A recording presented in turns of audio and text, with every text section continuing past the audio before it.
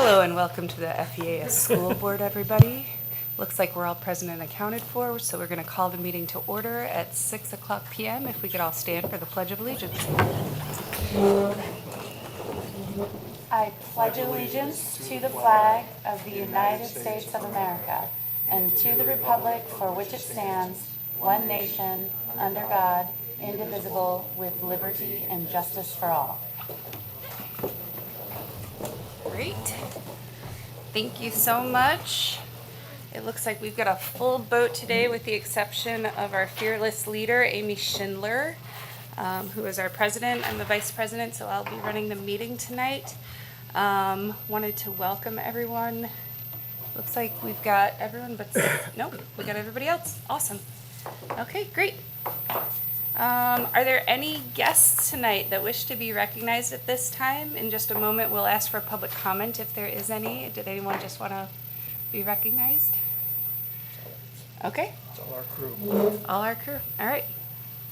All right, so moving on, I hope you've all had a chance to review the agenda, the notes that were sent out. Thank you, Aubrey. Those were so thorough and appreciated. At this time, I would enter. One change? Yeah. When we get to the, oops, I did it again. When typically the approval of the agenda, once we do consent agenda, it all goes through. I need to add one item, 8.7, approval of school board meeting dates for 2026, and that is at your table. Now we can go ahead. Great, thank you so much. All right, so I'll entertain a motion to approve the consent agenda. So moved. Thank you, Megan. Second? Aubrey seconded, thank you. Aubrey seconded. Board. Okay, any discussion? All in favor, say aye. Aye. Aye. Motion passes. Okay, and Aubrey sent out the meeting minutes. Thank you so much. Were there any additions or edits to the last month's meeting? Wes gave me a small edit. There was a typo, and I accidentally said that Richard Hahn's grandparents might be attending, not his grandchildren. So I made those changes. Ooh, that would have been spectacular. Wow, okay, thank you very much. All right, do I have a motion to approve the minutes from our last meeting? Make the motion. Wes moves, second. I'll second that. Seconded by Megan, thank you. All in favor? Aye. Motion passes. Great. Okay, with that, we can move on to our financial report, please. Do you want to, we got to back up just a second. Oh, I'm sorry, you're right, excuse me. Public participation. Wait. Yeah, they're out of order. Oh, no. The financial report is just, that part of gets the going consent with the agenda. consent agenda. That's the budget. Okay. Go ahead. Okay, so we're just doing jumping great. to We're public good. participation. Thanks, Brian. We're fine. Okay, this? Yep, public Okay, all participation. right. At this point, I'd like to invite anyone in the public who'd like to speak to the board to do so. Reminder that it's 3 minutes tops for your speaking, and it's normal for us to listen and absorb, but not necessarily to respond. Is there anyone who'd like to speak? Anyone? You'll have a second chance to speak at the end of the meeting as well. All right, no hardy volunteers. Okay, so with that, we will move on to the superintendent's report. Thank you. In your packet on page 25, there's a number of things that have taken place just quickly, lots of meetings, Title IX trainings. Congratulations to our drama students for a wonderful show, and I'm sure Mr. Stapleton will mention that as well. The Empty Bowl Dinner, if you had an opportunity to attend that was wonderful. Foundation meeting also met. We've had long-range planning committee meetings. Holly Berry Festival, wow. Hats off to Brennan Nugent for organizing that. From the Chamber's point of view, it was wonderful. Most vendors I've seen in many, many years, so it was really well done. District Finance Committee met. Brian will talk about that. And then lots of things are going to be happening the next week, 2 weeks, especially the week of the 15th for programs and so forth. Long-range planning committee met. We have lots of things we're continuing to work on, primarily, well, not primarily, but a lot of things, but one continues to be our focus is our early childhood center that we continue to work on, lots of conversation. the committee concluded that we need to get some looks from a feasibility study as far as some opportunity where we could, how we could use those, that building, that area. We just need to have some more conversation with that for a potential site. Nothing has been decided at this point. And we're also in conversation and exploring and very open to looking at some operational funding sources to keep that going. It's the operational piece that we're spending a lot of time on. I think we'll have a lot of support for the building addition, whatever that stems to be. Preparing for January school board meeting, just a note to our board members that at that meeting, we'll elect your board president and an election of officers and some organizational motions. And all of that will take place prior to our general meeting really beginning. High school carpet renovation, I sent some information out to staff today. That's going to take place over winter break on the main corridors of the high school, along with the library and the ramp between the two offices. Most importantly, happy holidays. What dates are that? We will begin the renovation on the 19th. Actually, the supplies will arrive as soon as we have staff and students exited the building, and then that'll run through the winter break, and hopefully that will all go well and get staff back in the building. And so it'll be ready for the January 5th return to school. So that's all set and we're ready to go there. Great. Once again, happy holidays. It's going to be a little bit busy at the building, but that's said to be, and we're happy to do that and looking forward to that change. Before I go into the Troon Law notes, I want to make a mention of our staff letters of retirement. Joe Hollenbeck, Rebecca Hubbard, Mike Teisworth, Sue Hammond, Barb Eikens, Frank Eikens, and you've received my letter last month. So congratulations to those staff. Lots to say later on. They're a wonderful group of people with lots of knowledge of the district for many, many years, and we'll move forward as we plan for those transition pieces for the remainder of the school year. Still lots to be done, but we will have to start thinking about transition process at some point in time. The Troon Law notes. Not a lot there at this point. Does anybody have any specific questions? No, these are pretty straightforward, I thought. These are very straightforward. A lot of not applicables. They are not. So with that said, I do not have anything else for the superintendent's report, unless I'm, of course, happy to take questions.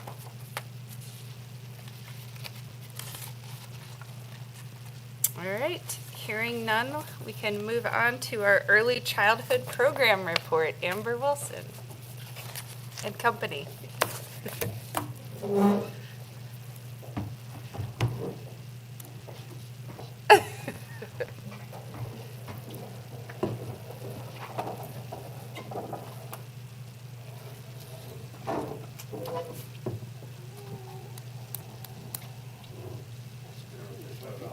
No, it's coming back on. It's just taking a minute.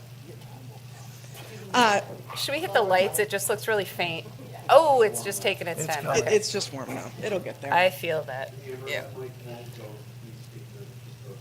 To there. Okay, I'm like, man, is that? Thank you. I appreciate that. Well, thank you guys for giving us some time. We always love to share what we're doing. Sometimes it feels like we're just down in our wing doing our thing, and all you guys hear is, crying and the big stuff. So we want to share some of the good stuff, as well as some of our challenges. Just as we're looking at long-range planning, we just wanted to have some time to give you guys some input. So go ahead and go to the first slide. The first thing I have to do is recognize the people that make our early childhood so exceptional. We have one of the best, and I can say that because I've been in a lot of the programs around here, one of the best early childhood programs in the area, and it's because of these ladies. They do an exceptional job, and they do it with very few breaks. They eat with the children, they clean up after the children, and then when their workday is over, twice a week they go and they provide aftercare for the elementary students. So hats off to you guys. You do an exceptional job and you deserve every recognition. So well done. And this was from the county commissioners gave us some money to do early childhood professional development in the county. And actually, two of our teachers, Elizabeth and Haley, presented at the professional development out at Crystal Mountain. It was really amazing. They did something on brain architecture and how brains are kind of formed and how trauma affects the brain as they're growing up. So well done to you two. And everybody else that our whole staff went, which is always really amazing. They all took 3 hours out of their evening to go. All right. So here are just the numbers. So right now we have 12 early childhood infant toddler students in one classroom. 8 of those or 9 of those are staff? Will be 9 when she returns. Yes. So 9 of them are staff, which is really great. Then we have our tuition preschool, which is those students that are not 4 by December 1st. So 2.5 to 4-year-olds in that classroom, and they have 16 students. And then GSRP, we have 2 classrooms, one with 20 and one with 17. That was a change to GSRP this last year, that they capped it at 20 instead of 16. So Kirsten was very good to say, yes, Amber, I will give that a try. And her and Ashley are doing an exceptional job of dealing with 20 small humans. And then the other GSRP classroom is our extended GSRP classroom. So we have about 176 days for that, so they go kind of the more traditional school schedule. And actually Liz and Alyssa teach that, and it's a newer model. So Liz is our 1755 provider, which is our special education teacher. We're full inclusion for special education and early childhood. So Liz provides the special education services, and Alyssa is the general education teacher. So they do that together, which has been working really well for us this year. So hats off to you guys for giving that a try. So on the infant toddler wait list, as of today, we actually stopped taking any more intake on the wait list because it was just too long. So we have 10 kids on the infant toddler wait list. We have 10 children on the preschool wait list, and we only have 2 on GSRP. And the GSRP ones, the only reason they're on the wait list still is because they haven't finished the process of enrollment. Everybody else pretty much found other care, other places. I try and follow up with them as we go just to kind of see which are real waitlist kids and which are kids that are just, they were, but they found something else. And for staffing, we have 5 lead teachers, 5 assistant teachers, and 2 aides. Okay. All right, Miss Haley, do you want to present for your room?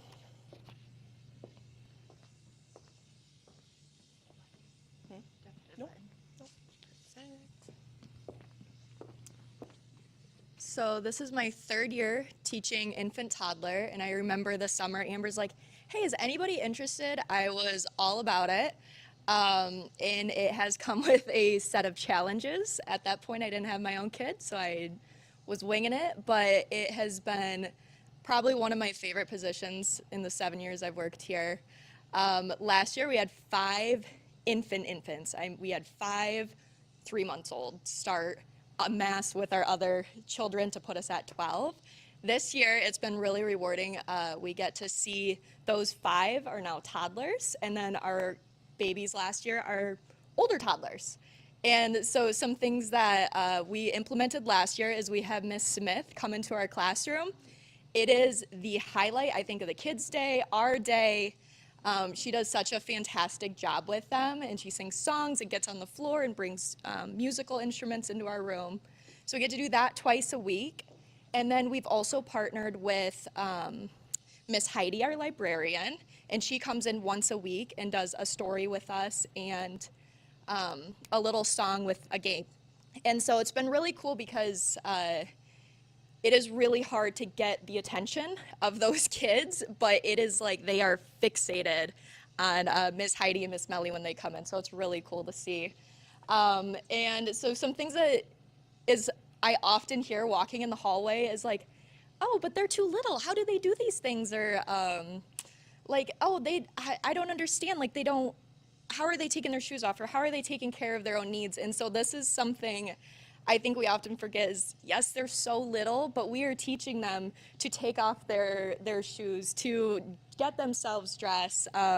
With our 5 new toddlers, we are using instruments, learning how to use utensils, fill up our cups, drink from an open cup. Like, these are all skills that hopefully by kindergarten, we're not knocking over our carton of milk every single day because they've figured these things out. So we are putting those like very first developmental steps. And so I have most of our class can help set the table, they clean up the table, they take care of their own things, they ask for more food, they're able to refill their plates if they want more food. And it's just really cool because they are 1.5 and they have all of these skills. And then this is just one of our favorite things. If you ever walk into our room, we're usually doing Old MacDonald. And it's probably my favorite thing ever is listening to them make all of the animal sounds. So I just had to throw that in there. And then we just do a lot of exploration and sensory play. And anybody who walks into our room, it's either going to be met with a hug from one of our little ones, or they're asking you for food. So thank you.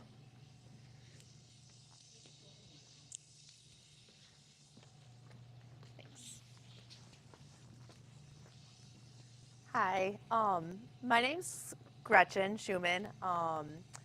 The kids call me Miss G. Last year was my first year within this program, and I worked in the infant toddler room as an assistant.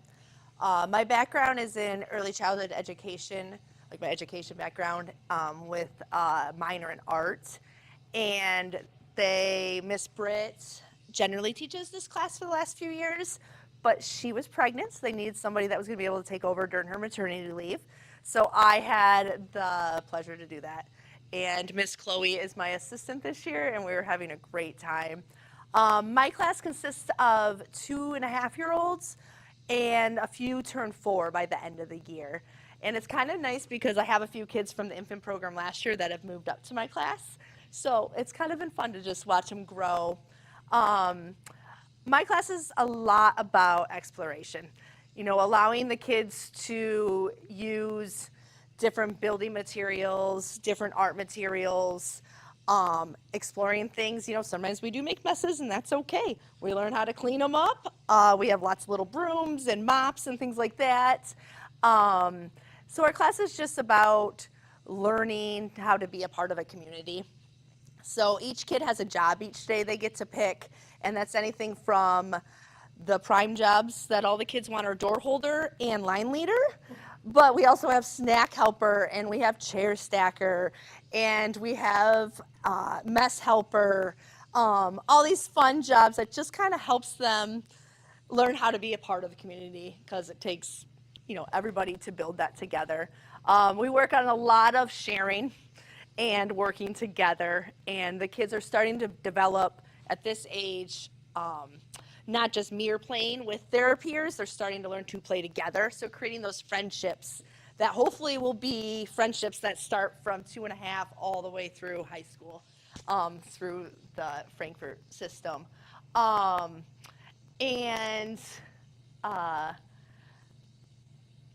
I mean, okay, thanks for letting me talk.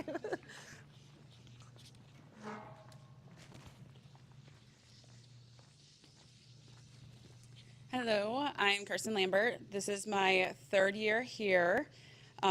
Miss Ashley is my assistant teacher. We've been together 3 years now. So a little bit about our class. We love being able to work together. Right now the kids are really into just recognizing letters and their sounds, and like we'll go through the ABC sound and they'll be like, oh, D is for so-and-so, or oh, that's in my name. Just really trying to get them engaged and ready for the next step when they go into kindergarten. We have a morning meeting every single day. We are singing and dancing. We're learning, and they get to pick their jobs. Very similar to like Miss G, how we have our jobs in our classroom. We have been doing a lot of fun activities. As you can see, we did turkey vests. The kids were very, very proud of them. We were very proud. we have a lot of girls in our class, and they love crafts. So they've been keeping us on our toes this year to make sure we're constantly doing crafts. And we're constantly switching out different toys to keep them entertained. Like our dramatic play was a grocery store. We did family fair. And then now we're into like a Christmas bakery. And again, we're just learning about different studies. Right now we're learning about a light study. So we're giving the kids a flashlight and showing them showing them and how to teach them like transparent and opaque, and using a lot of those big words where they get super excited and they actually know what they are and they're making those connections. So, and I'm currently almost done with my master's degree in early childhood, and I'll be graduating next December. So, thank you.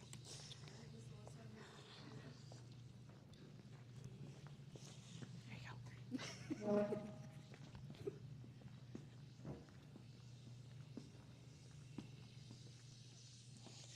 So I'm Elizabeth, and this is my 8th year teaching at Frankfurt, and first year as 1755 prep writer and co-teacher with Miss Alyssa. So we've been walking to the library monthly for fun craft and story time with Miss Heidi. And the kids have really enjoyed adventuring out to the library. And when we first started this, we were like, oh yeah, that's great. And then we're like, how are we going to do this with snow pants and stuff? But she embraced it with us. And last month we went in our full snow gear all the way there and back. And they loved it. And it's just, she does a great job. We do some songs and we make crafts. And the kids get to come back. And like I said, we walk there and back, and people are sometimes shocked to see us walking with the kids. That part's fun though, to get them out in the community. A lot of the times they'll be like, my mom works there, or I have been there before, and it's like the gas station, and they're so excited to tell everybody. Yeah. So that's fun to get out into the community for them to see too. Yep. And then we also been embracing the snow. So like getting snow gear on, it's a long winter season. And so we've been working really hard, and me and Alyssa were just talking, like this group is very successful of getting their snow gear on. And like today we had a lot of stragglers not wanting to get their snow gear on. I'm like, you're gonna miss out on sledding.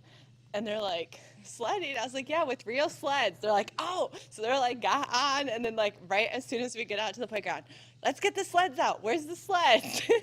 And so We went. Yep. We went sledding down Yep. the hill.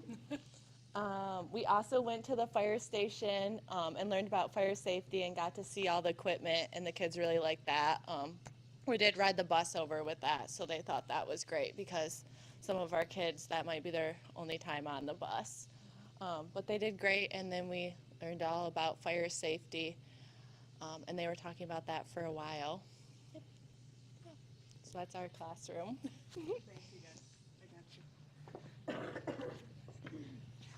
All right, so in early childhood, we like to celebrate the little things, and we generally look at things pretty positively.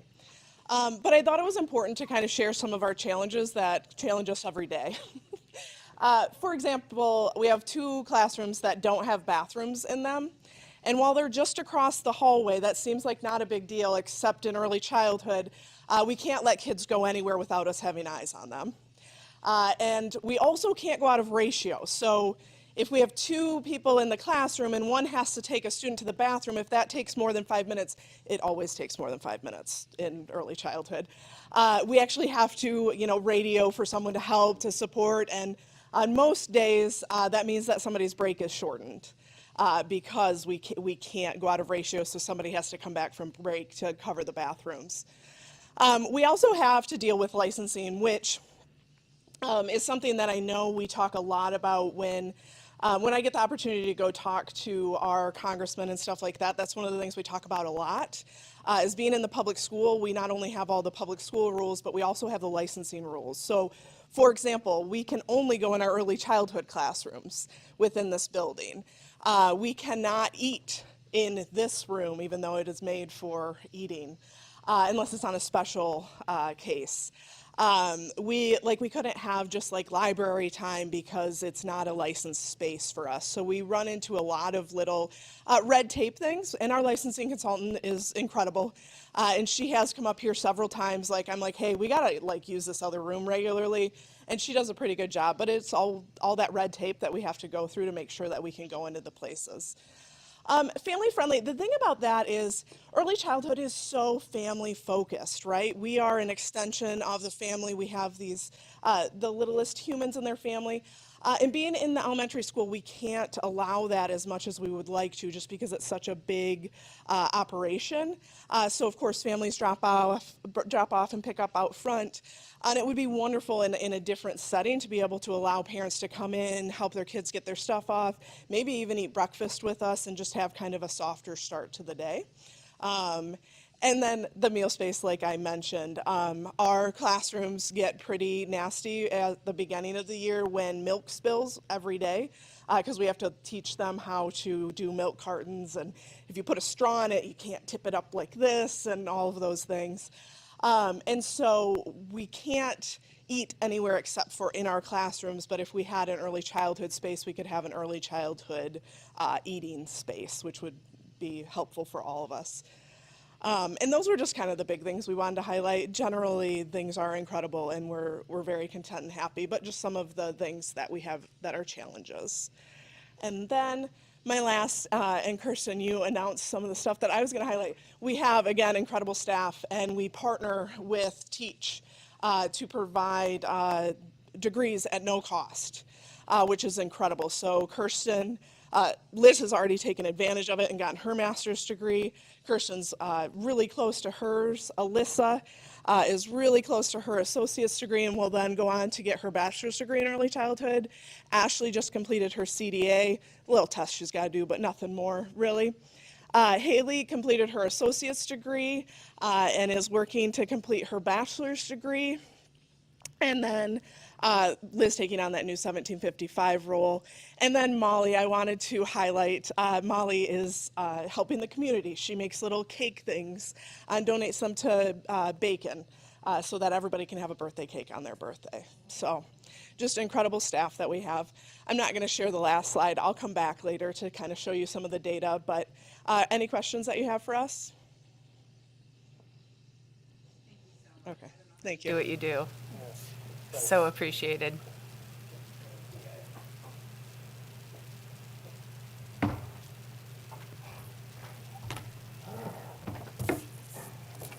right.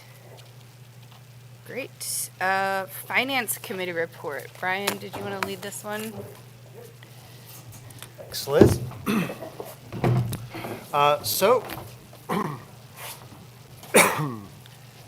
Thanks a lot, guys. Thank you, everyone.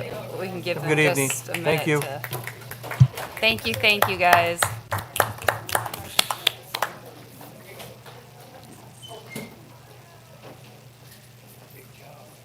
It is. Nice of you all came, huh? I didn't want you to take it personally. Yeah, was it? I said finance and the something I room said, just but then- empties. Exactly. This is interesting this week. All right. Anyway, so the Finance Committee met last week. Primarily, we spoke about the updated budget. You guys may recall that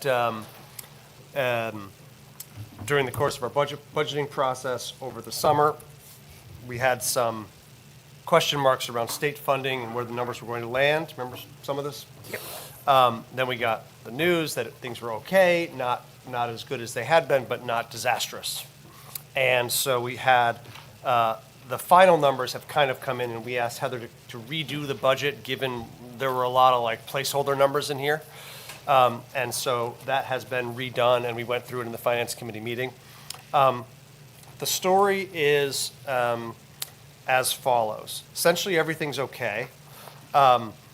We have the skipping to the end of the story, the projection for the fund balance, which is the ratio of the amount of money we have essentially in the bank relative to as a proportion of how much we spend during a year, so fund balance, is going to drop. Last year we finished at a 42% fund balance. That will decline to 33%.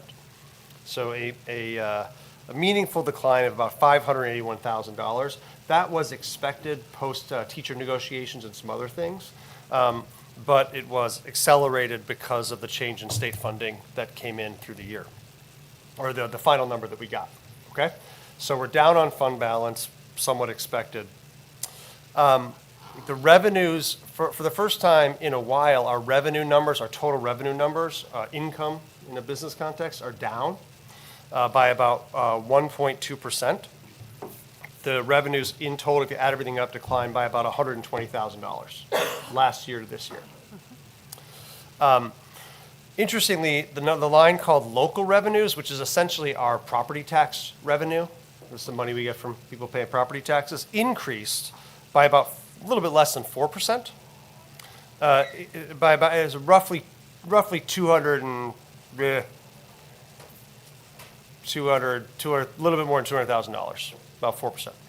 So our local revenues continue to increase as property values increase. People have to pay more taxes. Local revenue increases. So that's good and expected. The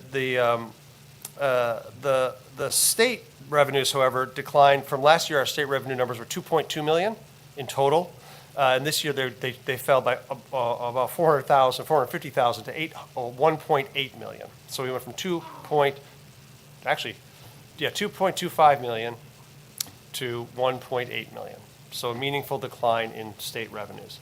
That's a really tricky one from a budgeting standpoint because as we learned this year, you just kind of don't know what you're going to get. You can have some expectations, there's some forecasting, they kind of give signals, but until they pass the budget, we don't know what that number is going to be. And while we're fortunate as a district that we have such significant local revenue numbers, you look at some of our peers around here, like we're doing great in that category. Last year, $2.25 million came from the state. That's a lot of the money that we spend to operate the school. So if that number changes significantly, it makes things challenging from us from a planning standpoint. We also, in addition to some decline in revenues, part of the reason the fund balance, so the revenues, total revenues declined by about $120,000, as I said. Yet our fund balance declined by $581,000, meaning we spent $581,000 more than we received this year. So in addition to the decline in revenues, we also had increases in expenses in a number of categories. So our total expenditures from 24-25 were just shy of $10 million, 9.9 and change. And our forecast budget for this year is about $11 million. So expenses increased meaningfully. Primarily, that is coming out of forecast changes in staff costs. There are a few other one-time things in here as well, some deferred maintenance that we're taking on. But primarily, instruction is up, support staff's up, and as I said, we do have a large one-off maintenance line item in operations and maintenance for some stuff we're going to fix. Can I ask a question real quick? Of course. Are those costs up? I know that you said earlier primarily because of the staff renegotiations, because we did almost everybody's. Yep. Is it also, did we hire anyone additional last year or no? Is there any, it's just We hired people, but primarily replaced. To fill. Staff didn't meaningfully grow last no year. additional? So No, it's almost entirely from, It is staff primarily due negotiations. to changes in the staff compensation structure. The numbers grew significantly this year, but because of the structure of the contracts, my understanding is we won't see the same rate of growth year over year. There was sort of a jump in compensation this year to kind of catch up. That will not happen every single year. But so, on one hand, so that's sort of the summary of the budget. My analysis of this, for whatever it's worth, is, it's not good to spend more than you take in general. And that's true in any sort of context. However, there was a sense that the fund balance had grown to a level beyond where it had to be in terms of our security. The fund balance, the simplest way to think about this is a rainy day fund. If that state revenue number had fallen from 2.2, not to 1.8, but 2.2 to nothing, because of our fund balance, we could carry on until we had time to figure out some other plans. So it's a nice buffer in case things go off the rails in unexpected ways, which, even for a district as blessed as we are, can happen. However, you know, if we're spending nearly $600,000 more than we take in on a recurring basis, we can only do that for so long. So I think this is a trend we're going to have to watch carefully as the year goes on. We got to see if our final numbers. This is a budget number. You know, every year the budget doesn't end up being exactly like reality. So we got to see how reality ties out to the budget through the course of this year, and then when we get to budgeting season next year, make sure we're managing these shortfalls, which I think are predicted to continue for a couple of years until local revenues catch up. With Just the make sure we're- largest impact this year. I'm in sorry? With the largest impact, The however, largest hitting impact this year in should be this year. Right. With the caveat that we don't know what the state revenues are going to do as things move forward, et But cetera. as far as the staffing increase. But in terms of the staffing increase, we would expect not to see the same increase in, the same proportionate increase in expenses next year. So everything seems okay. A fund balance of 33% is a good fund balance relative to most schools, not just around here, but most schools in the universe. That's a good fund balance. At the same time, with times being what they are, and the fact that we were all nervous that that state number was going to be a much lower number, we want to make sure that we remain in a position where if that does come to pass, we're not taking super drastic measures, but have room to maneuver, essentially. So that's my take on this, is some editorial commentary on that, but that was a lot of the discussion in the finance committee meeting. So there's a few other points. Anything else? Any questions on that? No? I just want to add, I think that's an excellent summary. And it really is hard to overstate the impact of those state funds. And we were initially running some scenarios that put our fund balance in the teens and projected 3 years out, negative fund balances, which is pretty terrifying. So it's, you know, 2.2 million doesn't seem like that much, but when you're talking about a total revenue of $10 million, it's, you know, 20% plus, it's a big chunk. So we were a little sweaty in the Yeah. palms for a while, and this was generally a good outcome. Not as good as we'd liked it to have been last year, but not the worst news we could have gotten either. Sure, exactly. And I would mention one thing that we continue to work on is we have a goal in the committee to try to pick a fund balance that we feel is like the right fund balance, like a target fund balance. We haven't gotten there yet. As I've been doing this for a couple of years now, it's funny, you can pick a target and then things change, and then suddenly there's money, you budget for a person to hire, you don't manage to hire the person, so that comes out of the budget, but then some other expense, because it's a little hard to plan these things, which is, I think, true in any sort of operation of this scale. But so we would like to say, is 33% the right number? We'd like to have some sort of opinion where in our minds, and together as a group, we can say, oh yeah, that's the right number, or it's too high, or it's too low, or whatever, based on more than just a feeling. So we're working on the right way, figuring out a way to pick what that number is. One other point I'd make here, I should have mentioned, we have some meaningful increases in some things that I think we collectively need to keep an eye on. For preschool, for that excellent presentation, and also for our food service, part of the way the budget works is those things operate as separate funds. So they have their own balance sheets and income statements. They get money from grants and tuition for preschool, and they operate their own income statement. And then if those things end up being positively funded through the course of a year, they keep the money in the bank, essentially. I don't know if it's actually in a bank or what, but they keep the money somewhere else, so they have a balance of funds. If they end up to be operating in the red at the end of the year, the general fund, which is our main budget, makes up for the shortfall. So we basically fund our food service, we fund our preschool from general fund money. So money that we would otherwise be using for pay and salaries and maintenance in the building, et cetera, some of that is used to support those programs. The numbers, the amount of money that we're providing from general fund to those programs increased substantially this year as well as a ratio. Last year, food service general fund support money, general fund paid out to food service was $88,000. This year, it's $164,000 forecast. So an increase in the amount of money that we're paying for food for the kids, for you guys. Preschool, early childhood increased from about 40,000 to about 90,000. So the amount of money that we're paying to support this wonderful staff, primarily staff costs there, increased. This is another thing that we discuss and debate. Is that okay? Is that not okay? You know, some amount of support is perhaps expected. And then there are the levers that we can pull to have those programs be more self-supporting. Like there's tuition charge for some early childhood students who aren't on grants, and maybe get more grants and different things like that. So we're keeping an eye on that as well, because, you know, if those numbers continue to rise, they're just adding to money that has to come out of this fund, these funds that we can't use for other things that we do at school. It's an interesting one, but so just to call that out, the shortfalls there increased as well. So, just a quick note, when I started on the board, the food program was in the red, so to speak. And so, we, at that point, were having Jenna come in monthly, quarterly, to give us kind of an update on how things were going. And then we got in the green and she kind of stopped coming to meetings. And so I'm wondering, is that something that we should be doing again? Is that a recommendation from the finance committee? I don't know what Jeff thinks. Like, should we be having Jenna come back in and give us updates, or?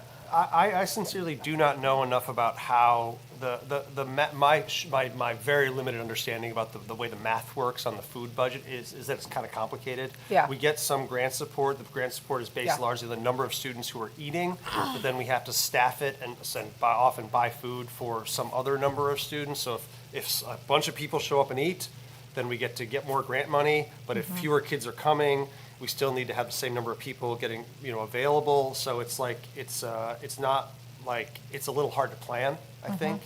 I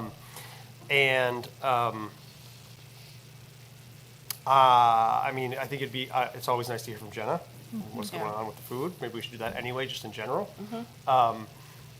However, I don't know that a lot of this is necessarily in her control, Right. is what I would say. Yeah. Heather mentioned that the biggest factor in this increase was actually, I don't want to say too much, but it has to do with staffing and insurance and costs on that Yeah. side, not actually food costs. Gotcha. Yeah, I don't Yeah. think it's food cost is a portion of it, of course. Right.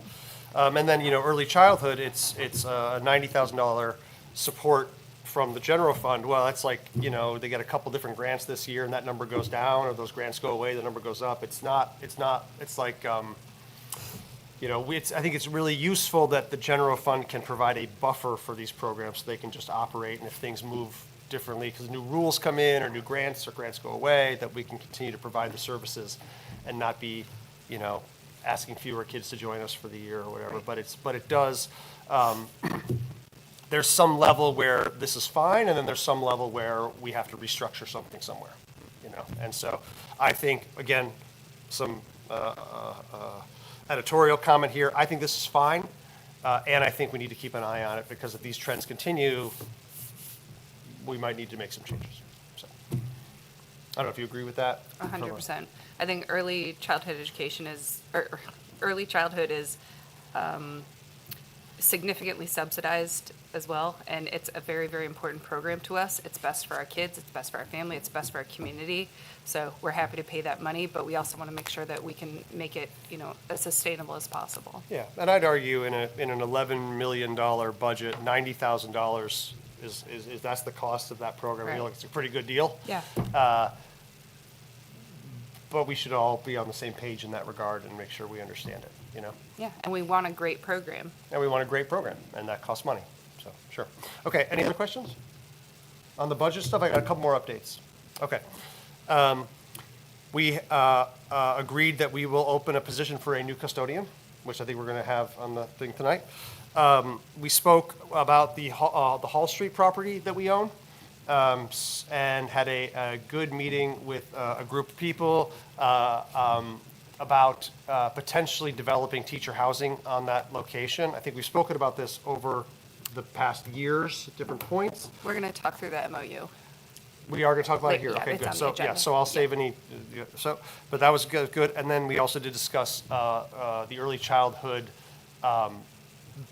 space that we're considering and have been talking about at different points over the past years again, and had further conversations there about starting to do some more detailed planning about what might work. I think that the idea there is that resolves some of the issues that Heather was mentioning with the early childhood program today, and perhaps more critically, has the possibility of freeing up a bunch of extra classrooms in this building so we can continue to expand services for our elementary kids.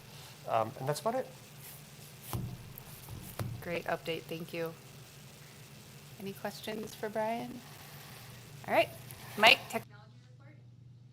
Just very briefly, I wanted to thank the ISD publicly for their assistance and their oversight since Britt came on. Britt's been helpful, but more importantly, with the big picture, the ISD support is really crucial. Just this, probably in the last month, they have helped me install a switch, which would have been something we would have hired out and had somebody come in to do.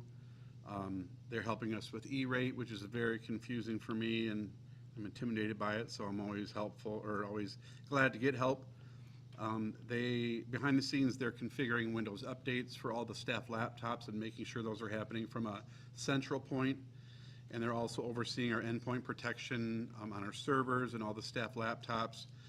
We've caught like different behind the scenes viruses, and staff doesn't even know about it. It's all just being taken care of behind the scenes. So it really puts me at ease, and I'm grateful for them. That's it. This report is in front of you, Ms. Gwaltney. So they're kind of just brief little nuggets that I have here. Observations, I've started doing my formal observations with my on-cycle staff, and I'm enjoying the time that I get to go into the classrooms. We really have some talented teachers doing some wonderful things in our classrooms. I will be hopefully getting all of the on-cycle teachers one formal evaluation before, or observation before we leave for break. So I'm excited about that. I participated with ISD consultants in something called Walking Foci. And what I did with that was I went with them and we just looked for evidences of teacher clarity. This was baseline data that we were getting, so that we'll have some things that we'll be working on. And teacher clarity is the work that we've been doing as a district with the intermediate school district. Student supports, we had our monthly child study team meeting with 10 30-minute meetings about students that teachers brought that they have concerns, who they have concerns about. And so those meetings are really powerful. We have a group of ISD itinerants who sit at the table with our teachers and our title team, and we problem solve about what we can do for students. And sometimes it's a one and done, sometimes it's something that we do over time, but the process is really pretty powerful. And we also have had a number of IEPs for special education students. We've had 2 of those added to Mrs. Johnson's caseload.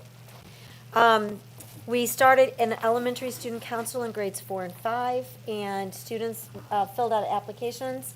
Their teachers gave feedback about the applications, and then we had our first meeting today, and I'm pretty excited about where we're going with this. The way that we're going to do it this year, at least, is that students who put in applications but didn't get selected this time will have an opportunity to rotate in, probably in April. And so hopefully we'll have it up and running at the beginning of the year next year. Is that a new program? That is new.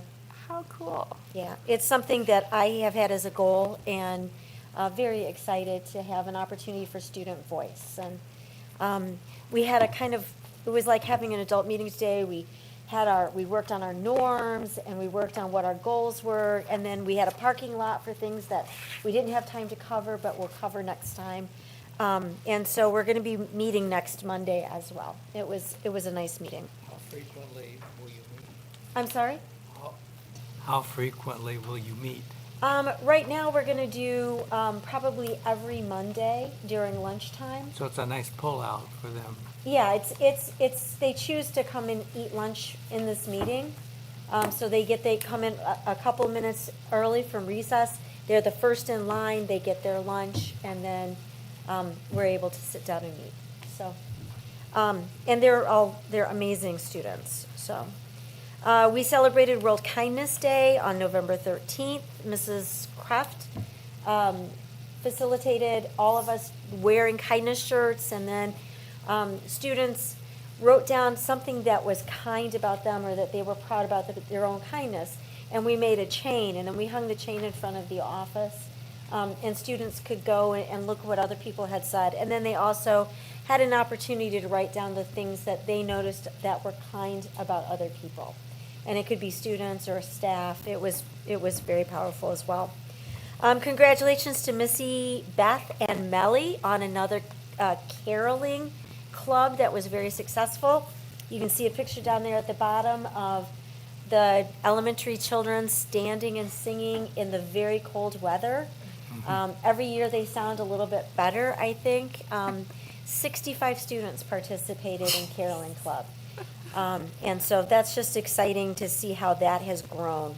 So thank you to those leaders in our building. Whenever I describe it to people who haven't seen it before, I say it's like all the little Who's down in Whoville. Yeah. Feels very. Or it's like the Charlie Brown Christmas, where you've got all of the, it's such a beautiful small town thing. And there were so many people downtown for that. It was exciting. We had our first incentive winners celebrate their behavior incentive. We had professional juggler Clark Lewis come in. He did not bring the flames and the saws he usually juggles. So it was an elementary appropriate performance. Thanks to Matt for facilitating us going to the auditorium so that we could see it. He was very complimentary about our students and about our facilities. So we have a nice setup for such a small district. I was able last week to attend the MEMSPA conference, which is the Michigan Elementary and Middle School Principals Association. And I just want to publicly say thank you for the opportunity for us to continue to grow professionally. It was really powerful. So many things about relationships and communication and AI. We're ahead, Mr. Tisworth, of a lot of the people even presenting. Teacher coaching, so many things that were really helpful that I brought back with me. And it's always exciting to be with 400 other people who do the same thing. So that was exciting. I would like to cordially invite you to our holiday music programs. They are going to be amazing. This year we will have our 3 to 5, grades 3 to 5, on Tuesday the 16th. And we will also have 5th grade band performing with that. We will have some ukulele playing going on. So it will be a really exciting and very fun music program. Love the 5th grade music. That's really great. And then Thursday we will have our preschool to 2. The really nice thing about the preschool to 2 concert is it takes about 35 minutes because the songs are really short and the attention spans match the songs. So it'll be really a lot of fun. Doors will open at 5:20. Come early if you want to join us because there aren't any seats. So, and a not elementary note, just because I got to go to the Empty Bowls dinner for our food pantry and for bacon, and what an amazing night in the community. And I just want to recognize Christine Harvey, Kristen Pencil, Tammy Garrett, and the FHS Interact Club. What a nice community evening. So, any questions?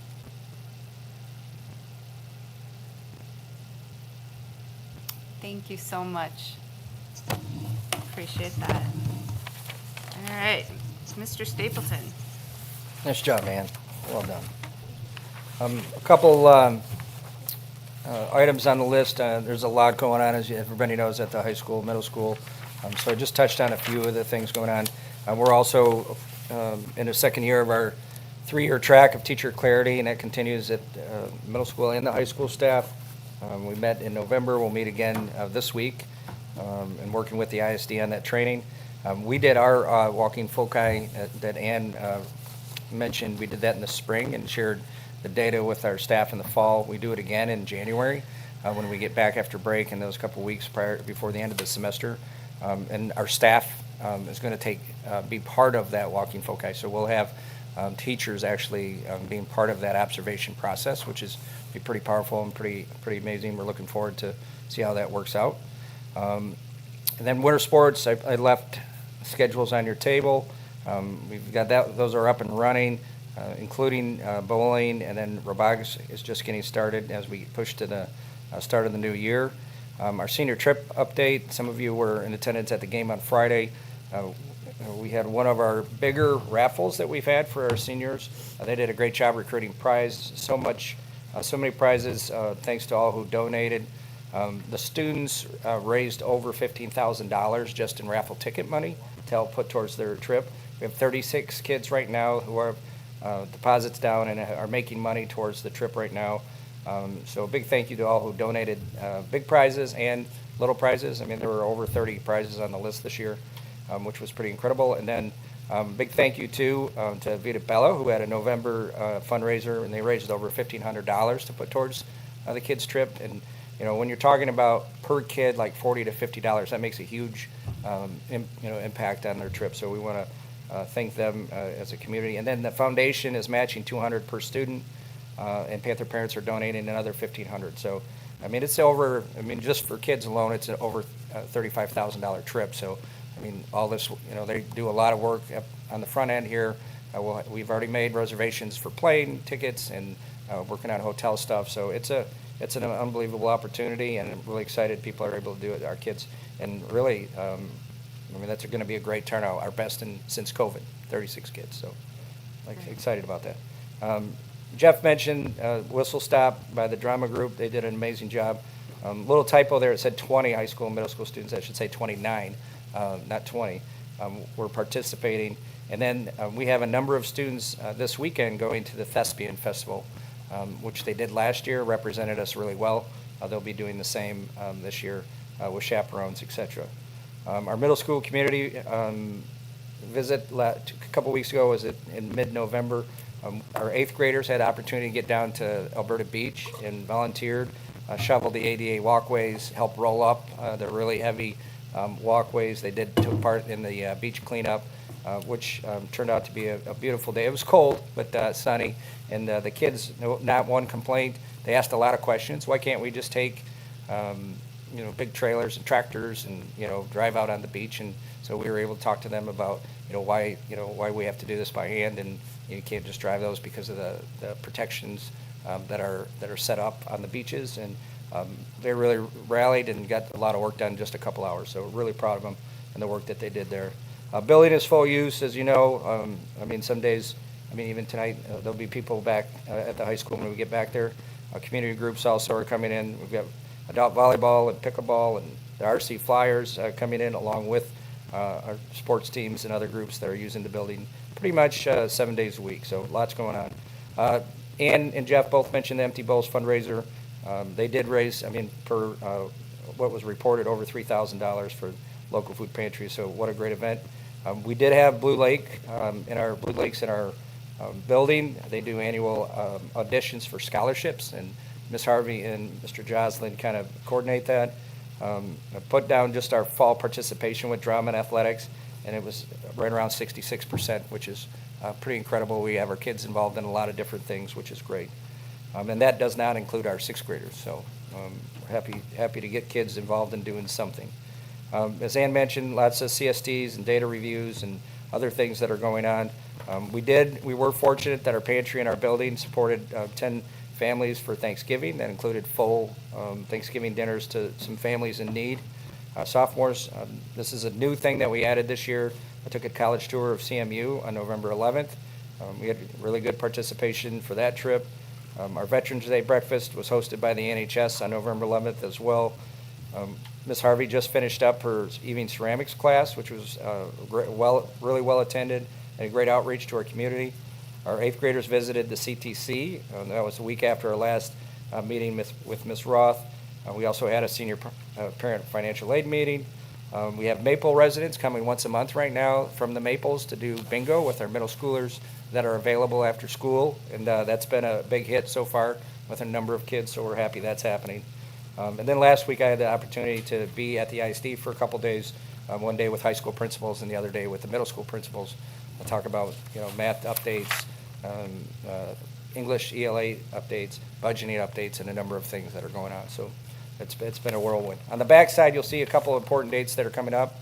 See, Wednesday we have ERW Day approaching. You see dramas going to the Thespian.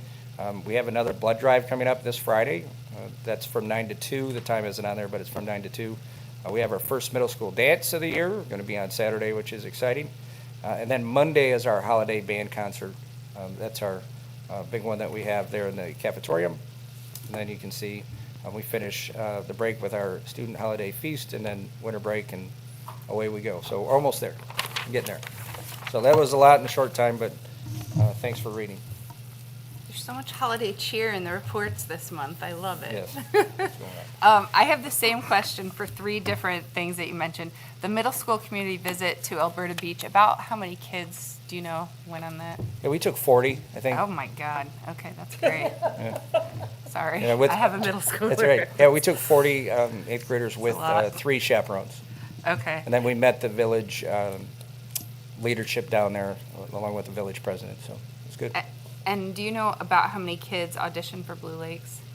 I don't, but I can get that number. Okay. There was one more. I think that was it. Okay, I guess that was it. Thank you very much. So real quick, we haven't taken sophomores to a college before. Is that, Oh, yeah, this is new? That was my question. Yeah.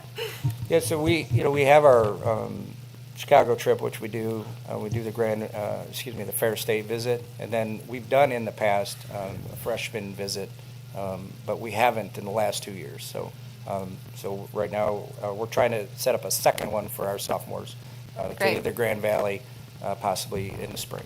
Yeah, So, that's great. Cool. How many kids were able to go on that? I believe pardon? Yeah, I think, and so I think we had maybe 30 total, or 28 total, because we had a few juniors that asked to go as well. As a person who's going through that process, I appreciate the tours and that sort of thing, just getting us out there. So, thank you. Had CMU reached out to us asking, or had they made that intro and request, or was that all on our end? Well, it was initially on our end. Okay. Careers class reached out with,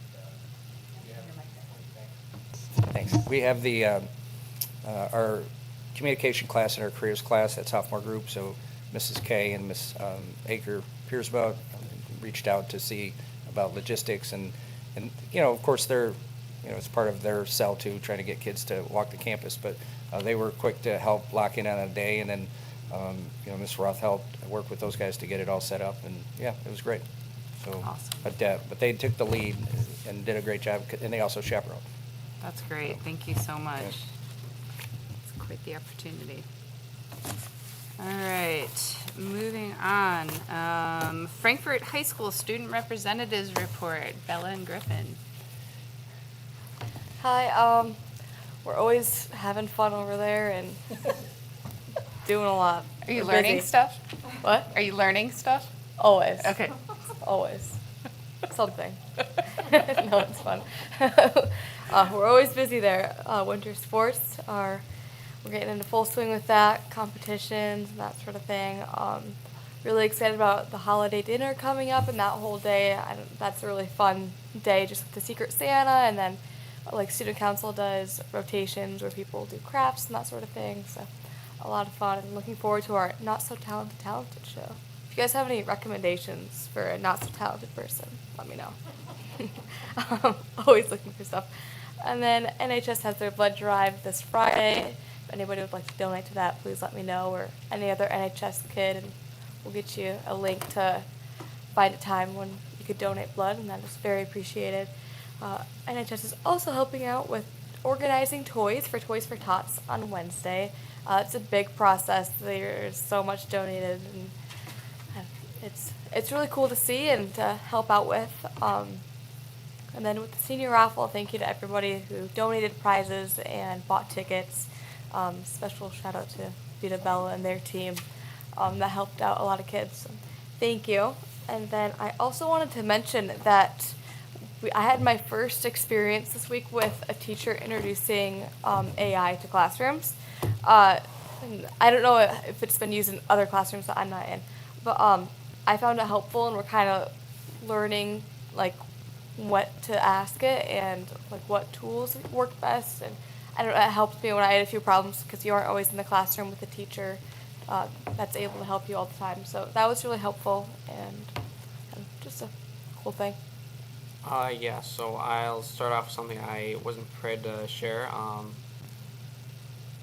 In Model UN, our teacher's been using AI Bella. since last year to give Bella. us Oh, sorry. to give us a more in-depth look into how we represent our countries. We've been doing like simulations where we'll do inputs and the AI will give us an output, and we'll go through like simulated crisis from in the past or future crises. So AI is a really useful tool that we've been using in that class as another example from a different class. Another more recent thing before we go backwards to cover some student perspective on some stuff that's already been covered. I think it was last week we started getting snow, and there are a few pointers to be made about there have been a few incidents in the snow. No one's been hurt, but there have been a few ditched cars and a few stuck buses. So I wanted to make that mention that students have noticed that, and we've been feeling that. I think that's something we feel every year. There's always a little transition, so we are going through that, but everyone's fine. Going back to that is what it sounds like. Going back to Veterans Day, I wasn't able to attend. I went to the CMU field trip, which we'll talk about later. But Veterans Day, I heard it was a whole lot of fun serving the veterans. I heard it went well. CMU field trip, I went. It was a ton of fun. We went there. We got introduced to the dorm rooms, the idea of what campuses would look like. I haven't really been on too many campus tours, so it was really interesting. I'm sure all the sophomores had a great time. I know I had a great time. And it was really interesting to look at that and look to our future like that. It was a good introduction to it.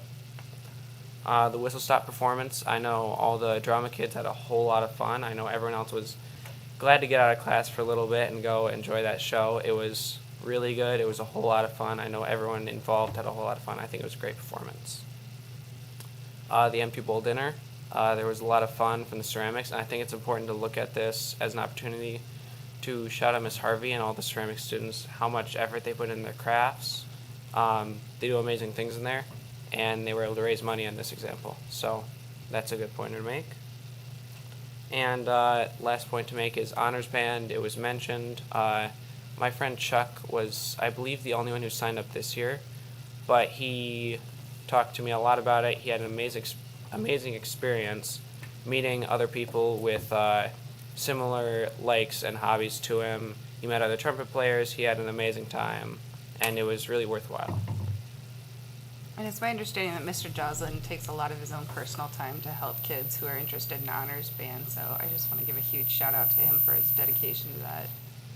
Yeah, definitely. Awesome. Thank you so much. Great report, guys. And we're going to make you official in a business item in just a few minutes. Okay, so on to business. The first one we've got is the ever exciting approval of Neola policy updates. It's not quite that exciting. However, last month I did a quick overview, gave everybody an opportunity to take a look. I did not receive any phone calls, so I'm assuming we are good to go. And if that is the case, then it's the recommendation of the superintendent to approve the Neola policies, volume 40, number 1. So moved. Second. Seconded by Wes. Great. Any discussion? Motion passes. All right, thank you. The second item is noted as a Headley override resolution for a May, at that time when I put this together, it'd be a May 5, 2026 election. Barb has the information from Troon. The resolution is attached, follows the worksheet on page 38. And the way this is looked at is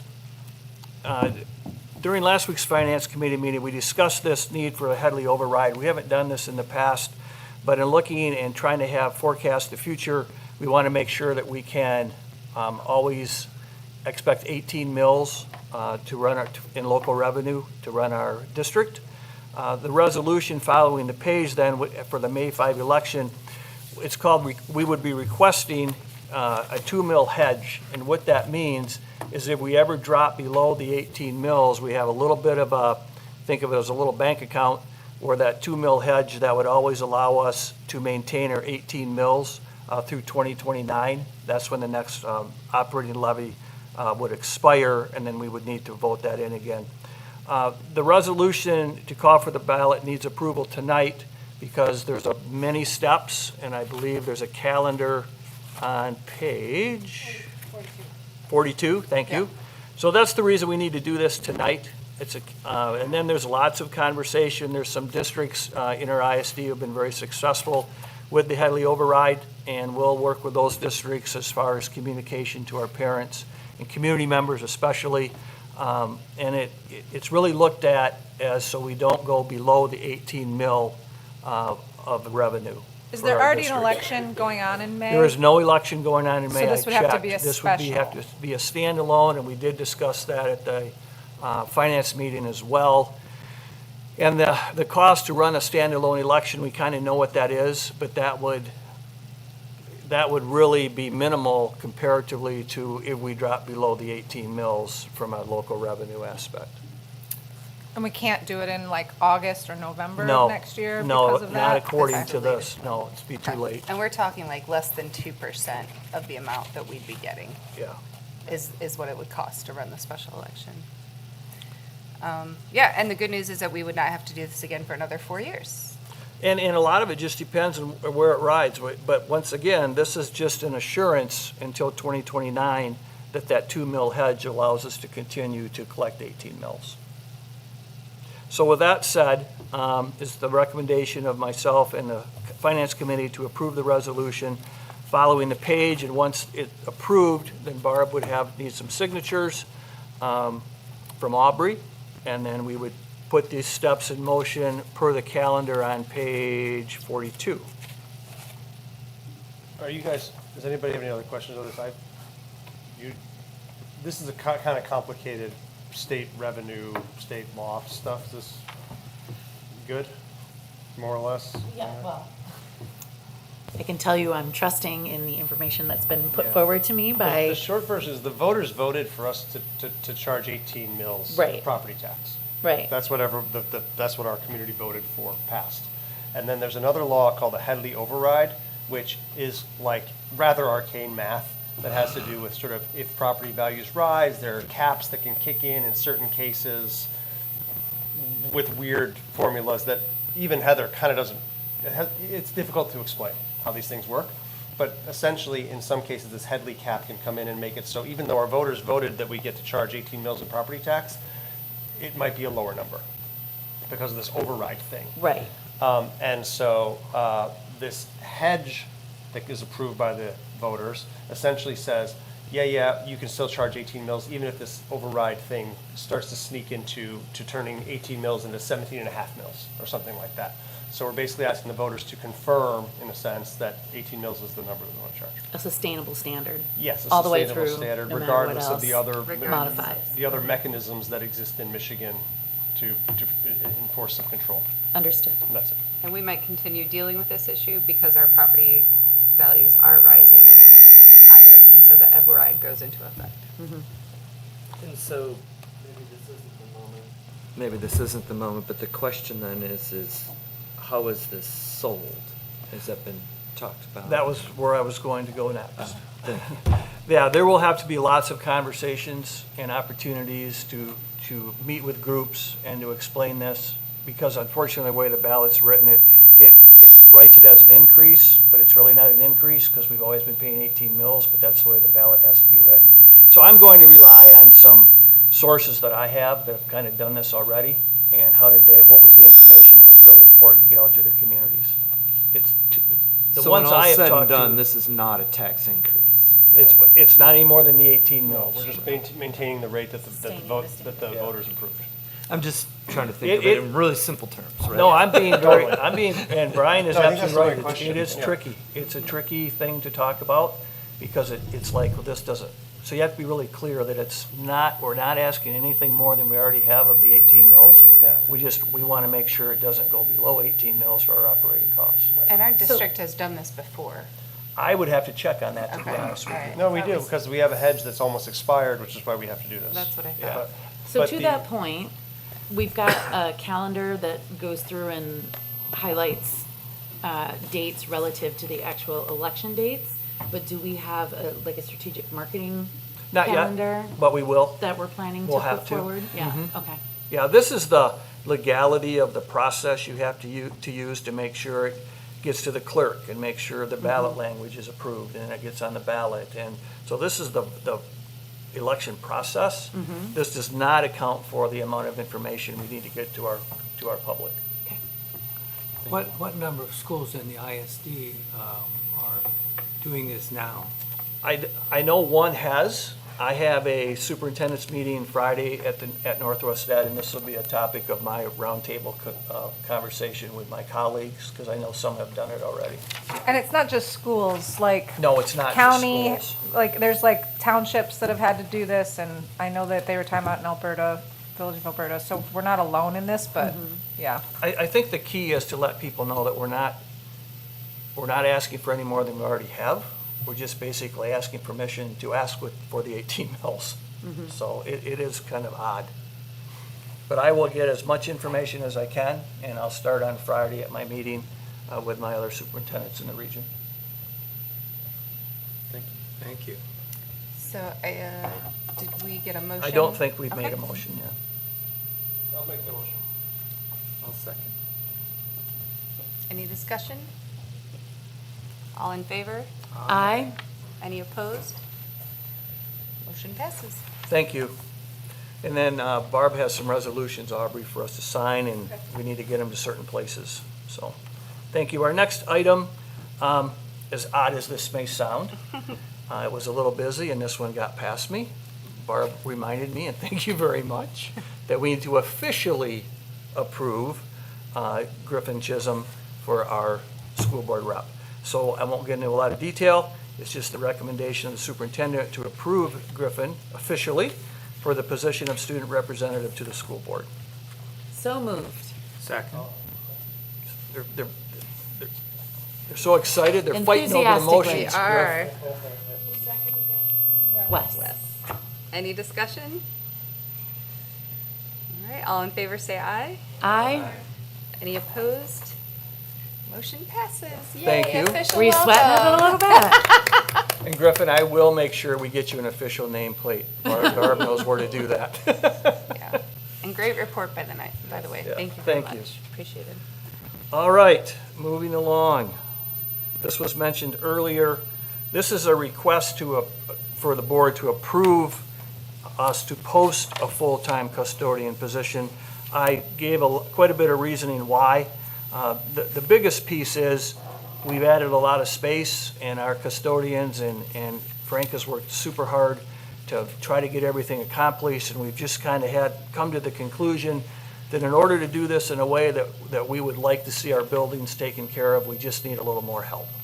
And this gives us a lot of advantages as well. One primarily would be to have someone on staff from 4 p.m. to 12 midnight for a variety of reasons, as Matt mentioned. We have so many people in our buildings up to 9 o'clock at night. We've got to make sure the building's locked up. We want to make sure the bathrooms are clean for the next morning, and I could go on and on and on. But that middle paragraph pretty much summarizes the need. If this was to be it would be a year-round position. If it would have started in, I guess it would have been July, it would be an $81,000 investment. This would include $20 per hour per the contract, up to 2-person insurance and FICA and retirement. Presently, this position, if approved and we can find someone, wouldn't start, I would guess, till probably mid-January at best. With the holidays, we have to post and interview and so forth. So with that said, and from our discussion with the Finance Committee, we're asking, it's the recommendation of the superintendent and the Finance Committee to approve. I'm sorry, it's not the resolution. this, I copied one over, to approve the posting of full-time custodian. I'll make the motion. I'll second.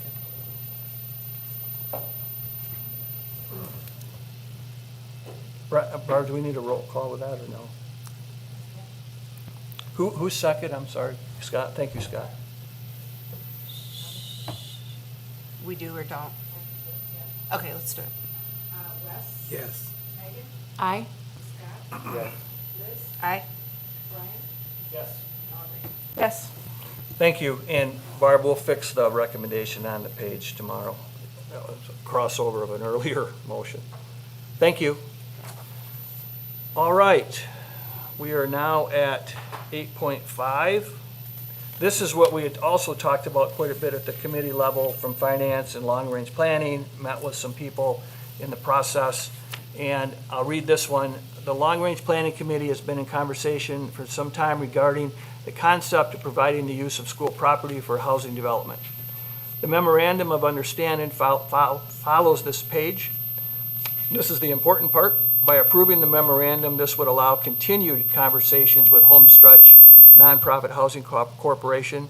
Any further decisions regarding this project would need FEAS school board approval, knowing there are stipulations per FES board policy regarding the use or release of school property. It's my understanding we can do those things. However, we still need to have some more conversation with the board and making sure we can move forward if we choose to. But the memorandum, co-development, notice co-development, is, that word is important. Co-development memorandum of understanding allows us to continue in these discussions, basically saying, let's keep talking. So. Exactly. And this kind of started off as a casual conversation, and we're very fortunate to have gotten hooked up with Homestretch very, very early. But this started with the Hall Street parcel, which we know is adjacent to our, part of our school grounds, to the north and west side. And we've never had a use for it. It's kind of scrubby trees. We've cleared out a little bit and done a little bit of work to make it kind of a little prettier, but it's a wooded lot with not a lot of intended use for the foreseeable future. So we started talking with Jay White of the Benzie, help me with the name? The Frankfurt Housing Commission and the Housing Trust of Benzie, formerly the Frankfurt Area Community Land Trust, and John Stimpson of Homestretch, who currently has 2 housing developments in the county. The one in Honor is his, and then Lake and Maine. And part of the reason that we're not looking for builders or looking for partners for this is because Homestretch is the only nonprofit builder and developer in at least a 10-county region, and I don't know of any others in the state. There probably are, but so it's just not even worth something to be shopping around when we know and we're familiar with this group. So John and Jay White of both of the aforementioned groups have come in and spoken kind of informally with an ad hoc Hall Street group, and that was myself, Amy, and Brian. Going forward, if we'd like to approve this memorandum of understanding, and I hope everybody's had the time to review it, it will probably shift to just the Long Range Planning Committee. So that would be Aubrey, Liz, and Brian. And like Jeff said, this is really just an agreement on our part to continue talking about the potential of developing that property. One of the things that we have learned is that we need to exchange, we probably will need to exchange like for like. So this might end up involving a land swap with some of the city property coming to us, and then we give this to them and they give it to Homestretch and all of that. But the most important things that we wanted to express with this is we're looking to house teachers. We don't ever want to interview and find excellent teachers and then have nowhere to put them. We don't ever want to hear this teacher had to decline an offer to teach our students because they were not able to find anywhere to live in our community. And that is getting harder and harder to find year-round living in our community. So this is kind of a twofold thing. We'd be hugely helping the community, but also we would have a space for our teachers that we would be able to give first preference to any incoming or existing folks who wanted to take advantage. So the changes that we have already made to this MOU that make it even more attractive to us is that would like to go in as co-designers basically. So we would have not necessarily last right of approval on the housing and the design and how that would go forward, but we would definitely be co-developing that and what that would look like, and we'd make sure that it was something that was what we wanted to see and would be proud of having in, literally our backyard.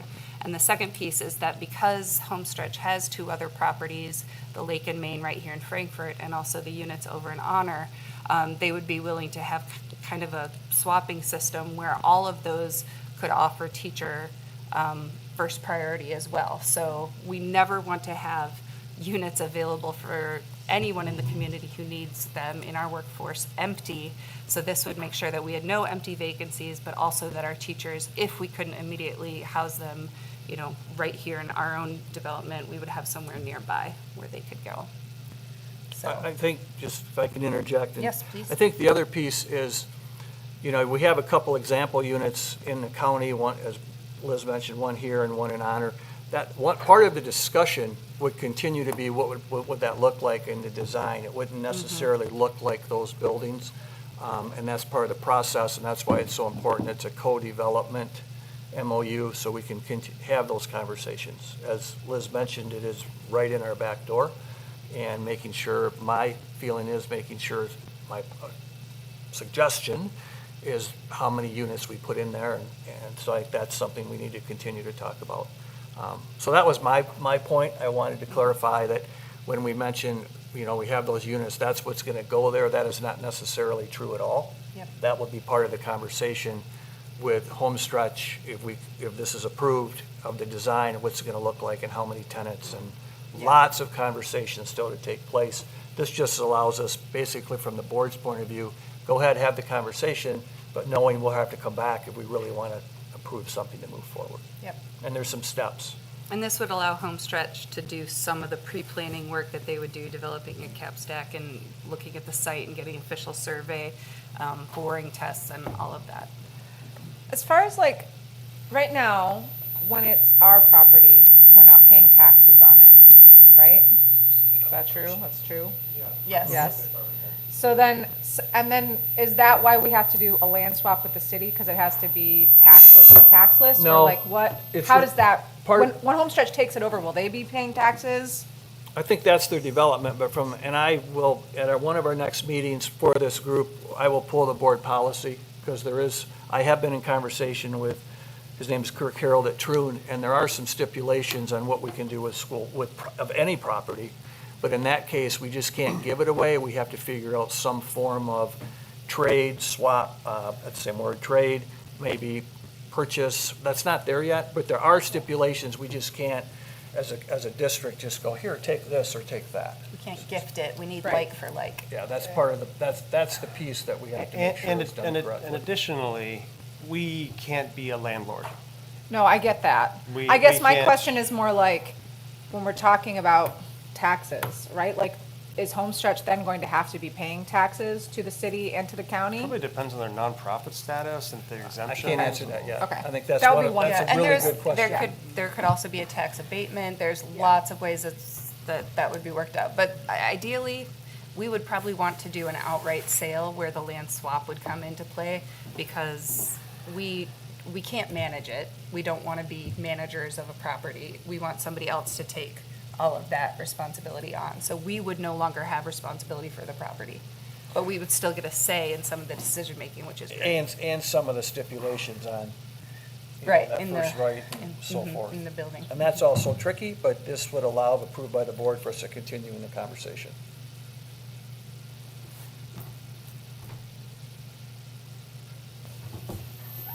I would assume then the legalese that goes into that kind of protects, I'm kind of doing the thinking ahead of if we do some kind of equal swap trade like for like, and it becomes city property, does then that open us up to additional steps that will need to be taken to get community approval?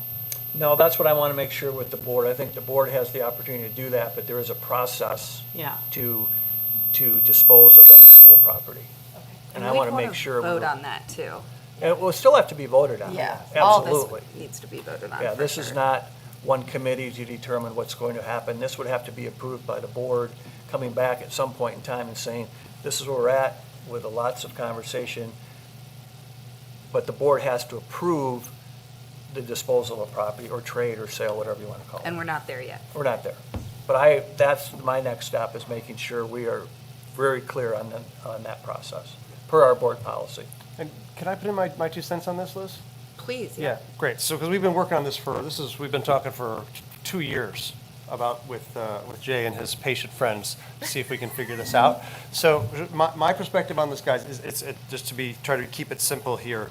The bedrock of everything that we do, the most important asset we have at the school are the teachers.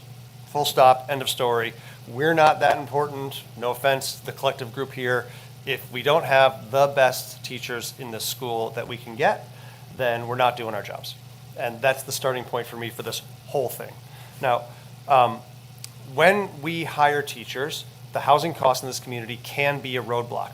To be totally clear, we do not have great data on this. We do not know. It's impossible to know how many teachers looked at our job posting and were like, oh, that looks cool, and then went and looked at like apartment costs, and there are no apartments, Or and then looked at Zillow, the house, yeah. or Zillow, when they're like, well, forget it, right? So we just do not know how many people, are not even applying because the housing is just out of reach for most people. As well as we pay our teachers, and that's increasingly well we pay our teachers, people coming in at the entry-level scale here simply cannot afford. It's very difficult to afford living anywhere near our school. And that's a benefit. We get the property taxes and all that good stuff, but makes it tricky to get those really exceptional teachers. So for me, the most important thing is anything that we can do to make sure that if we find a great teacher we want to hire, from wherever they want to come from, that we're doing everything we can to get them here. That's like the starting point. And I hope everyone agrees with that principle. We have this piece of property that we don't use in all of our long-term planning things, all the things we want to build, all the things we want to do. That doesn't fit. It just sits there. It's just woods by the track. We have no other plans have touched on that as a potential site for anything that we want to do. We can't be a landlord. We can't build apartments and run them. We're a school. But happily, we have a really great partner who's very familiar with our community and has executed on this stuff before. They've done a good job. They know what they're doing. So the issues that I wanted to make sure were covered in this memorandum of understanding, which is non-binding, we can just change our minds, so can they, but they're the foundation of what we'll do together. The key points that I wanted to make clear that these guys clarified very well is, first of all, do our teachers get preference? Because other people are going to live they're not teacher housing, they're teacher preference housing. So people from the community, whoever can live there, the way that's going to work operationally is a little bit tricky, as Liz pointed out, because we can't kick people out to let a teacher move in. It's hard, people have leases. But the idea is our teachers will go to the top of the list. So maybe not every single time that a new teacher wants to start will we be able to offer them a place to live, but it will be most of the time, we believe. And it will certainly allow us that when we're posting for new jobs, we have retirements coming up and the workforce turning over, we're applying, we're putting up job applications around the state, we can put in there affordable teacher housing is high likelihood that that's available for you, which I think will help us with our job applicants. So existing teachers too. Existing teachers too. Living situations change. We have excellent teachers here. That is absolutely available to our existing staff as well. That's absolutely right. It's not exclusive to new hires or anything like that. So that our teachers will have preference, and we're going to work with Homestretch. We're going to manage that list. We're going to tell them here's the person, and they're going to that's going to be part of this deal forever. We'll have control over the design. So co-control, so we will have, because this is in our backyard, we'll make sure it's something that we like the look of, to keep it simple. And then we do have protection. We're working on figuring out how, but we're going to have protection so that if Homestretch decides they don't want to do this anymore, that we have the ability to manage who is the replacement for Homestretch, so we don't get stuck in a bad situation again right in our backyard. So on the basis of those points, the importance of this, in my opinion, and those points being clear, very clear between us and them as we get started with this process, I strongly recommend that we approve this and that we get going with this process. Hopefully, it goes to a good place and we can get this done.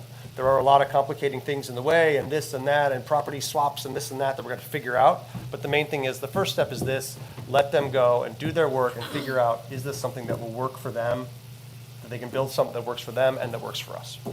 And there are a lot of other schools close by who are facing this exact same problem. All over Traverse the City, country. Glen Yeah. Lake, Leland. And solving like- it with And they are. similar- They are yeah. finding, innovative ways. Everyone's finding different innovative ways. But nobody that I've heard of has one that's a block away from the school. So It's really great in a yeah. lot of ways. So let's explore it. Yeah, I and it urge opens we up. pass it, and let's do it. Let's explore, and we'll talk about it again when it's time to take some definitive actions. So this is not the vote to sell the property. No. This is a vote to continue talking and let them do their exploration, let us continue to do our feasibility studies, and then come back to the table. All right. I'll make the motion that we approve it. Okay. Second. Seconded by Wes. Further discussion? Okay, all in favor, say aye. Aye. Any opposed? All right, motion passes. Thank you very much. I assume we'll have to sign, one of us will have to We actually will sign. set up for our board president to sign, and Okay. we'll get that taken care of when she's back. Great, thank you. All right, we're getting closer. 31AA resolution. This is, think of 31AA as similar to our at-risk funds that we have now. We have at-risk funds we use in a variety of different ways. We have 31N funds that we use for our counselors. Some of our at-risk funds are used for counselors and so forth. There is another pot of money called 31AA that we may or may not apply for. But in order, if we do feel we need to do the next resolution that moves us into, I just have to notify MDE through Heather that we are going to have the opportunity to apply for 31AA if we choose to. Secondly, it's in a little bit of a litigation right now because when this came out from the legislature, 31AA came with some caveats that we're not real comfortable with, and that's why it's in litigation, and most districts are not. It has certain things to do, and part of this came about kind of from the Oxford incident, where if you apply for these funds, there's certain things. If there was a mass casualty, you have to follow a certain set of regulations, certain set of rules, certain set of disclosure. There is a little, there's a lot of concern, and that's why it's in litigation from districts, that there's some things we could lose in that process. But right now, what we would be doing is approving the resolution to apply for the funds if we choose to. If we do not approve the resolution, we cannot apply for the funds this year. If the litigation comes out unfavorably to districts, then I believe it's by December 28th, I have a big red circle on my calendar that we can say we can opt out and we're not going to apply for the funds. What this does is gives an opportunity to apply for the funds if, depending on how the litigation comes out. And we should say that these are for mental health funds. Well, they They're can be used. specifically earmarked for They mental can be health. used mental health funds. We've talked about some other things, and we've talked about mental health funds as far as things like cameras not in classrooms, cameras in hallways. We've talked about some potential with vaping things. Mhm. So we just have some certain things out there. The things you have to be careful with is you can't supplant. But as an example, if we already have a counselor in place, we can't take these funds to help pay for that counselor. We can only do things that are new. So that's the other point to this. We'll have to look at if there's something we can really use the funds for.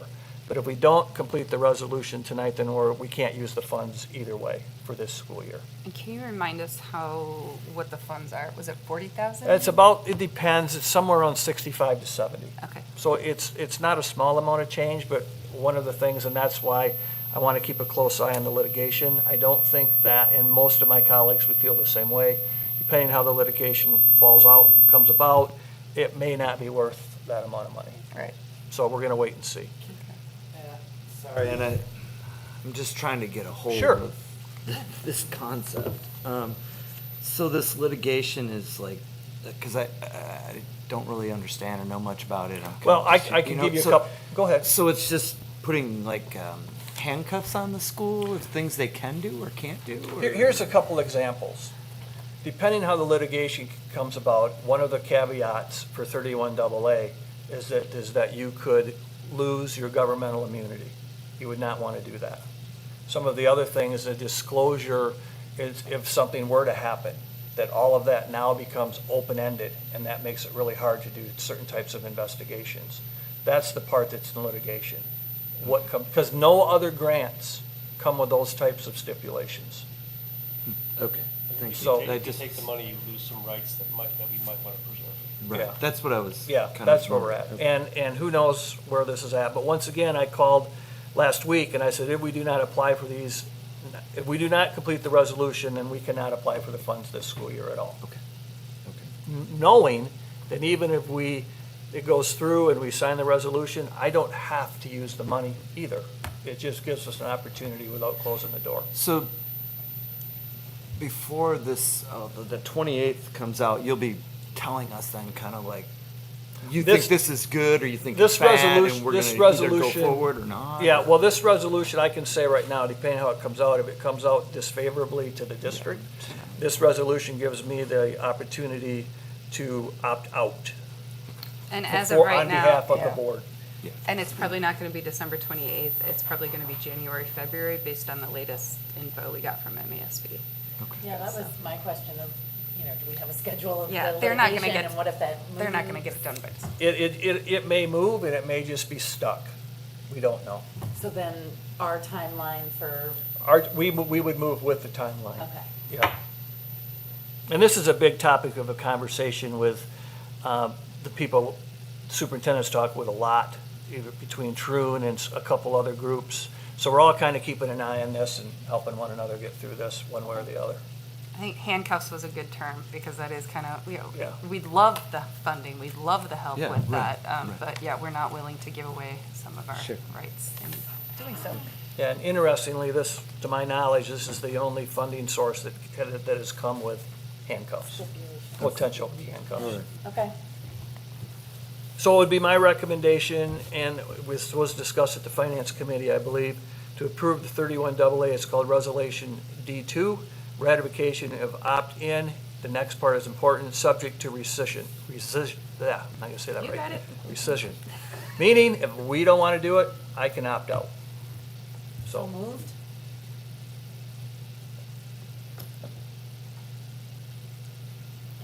Anybody want to second that one? Mr. Handcuffs is concerned. I'll second it. Brian seconds. Discussion? Me? Anyone. Okay, seeing no discussion, all in favor say aye. Aye. Anyone opposed? Motion passes. Thank you very much. And once again, Scott, I will be very clear that if there's anything that would say opt out, we'll opt out. Okay. So, Yeah. Well, I mean, I trust you on it. I just was curious, like I Yeah, just. Scott, the starting point was we weren't even gonna bring the motion because Jeff, the thing was like, it just sounded like too much trouble. Yeah. And then he did deeper digging and found out we could like approve it and then decide later. Right, So- right. Well, there was And so you much kinda have to have it pushback approved too. to I mean, begin that's why it with. I went into understand, yeah. litigation. Yeah. Litigation, people sued, like it's, All right. this is not gonna. Moving on to 8.7, approval of board meeting dates. If everyone was able to review those, they are located. yeah, those are your last page of your packet, or it's at your The table, excuse me. stapled Yeah, pages. page 54. And the reason we need to do this is because our next board meeting is in January, and we need to make sure we have that date on the calendar, which would be January 12th. And this would then set the calendar for the 2026 calendar year. Of course, if we need to move a meeting, the board has the right to do that. And then if we need to schedule any special board meetings. This just sets our standard second Monday of the month for 2026 board meetings. And these are the same dates that have already been scheduled out for those of you who accepted Aubrey's or Amy's first, Yeah. whenever she sent that months ago. It just continues on the same schedule out. There's no changes to that. Right. So any I'll make the motion to approve the schedule. Seconded. excellent discussion? All in favor, say aye. Aye. Any opposed? All right, motion carries. Well, Liz, you did it. Well done. One under my belt. Not quite yet. All right, do we have any public participation? You do get one more chance to speak. Absolutely, we'd love to recognize you. Could you please, you're welcome to use the podium and get a little microphone from Mr. Tisworth. And just like the city does it, name and address if you would be so kind. Sure. Am I on? Yes, you won't hear it, but the people So, will. Jay White, my address is 488 Bridge Street here in Frankfurt. Proudly, I have 3 grandchildren in your system, and as a grandparent, I'm very proud to say that and pleased with everything that's taking place from pre-K, early childhood development, all the way through. My oldest one is now in middle school, so thank you. Just wanted to introduce myself to you and also let you know the team that's on the other side of this housing project, and that would be myself. I'm a member of the Frankfurt Housing Commission, have been for several years, was on the Housing Commission when we put the transaction together with Homestretch for the Lake and Main apartments. Who else is joining me from the Housing Commission would be Stephen Drews, is on the committee with us. And then the mayor certainly is weighing in, and she attended our last meeting with us, which is critical if we get to a point of a land swap, if there's a land swap that may occur in the future. We are really partnered with Homestretch, so we don't work for Homestretch, but they certainly are a close partner of ours, and we had an excellent experience with Homestretch with the Lake and Main project, and I can just assure you that in the Northwest region that they are very, very highly respected. They're a well-funded nonprofit group in Traverse City, excellent board membership there, and we feel good about them as a partner here in Frankfurt. So we know we're at the very early starting stages. It's exciting to at least start to conceptualize what's there, and we have reached out to a very talented architect who recently retired. So we're going to get maybe some free sketches in that direction that might help some of you become comfortable with that. What does it look like? Question mark. So thank you for the MOU this evening. We can't wait to get to work.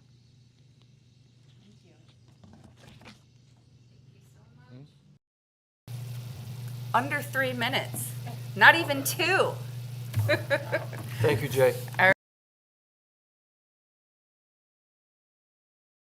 No, she doesn't want to toot her own horn, but this past weekend, Bella was her champion in her weight group for the weekend. Yes, she was. And also was the tournament's most valuable wrestler. So she was 5-0 with 5 pins on the day. So You didn't pretty share exciting. that? Way to go.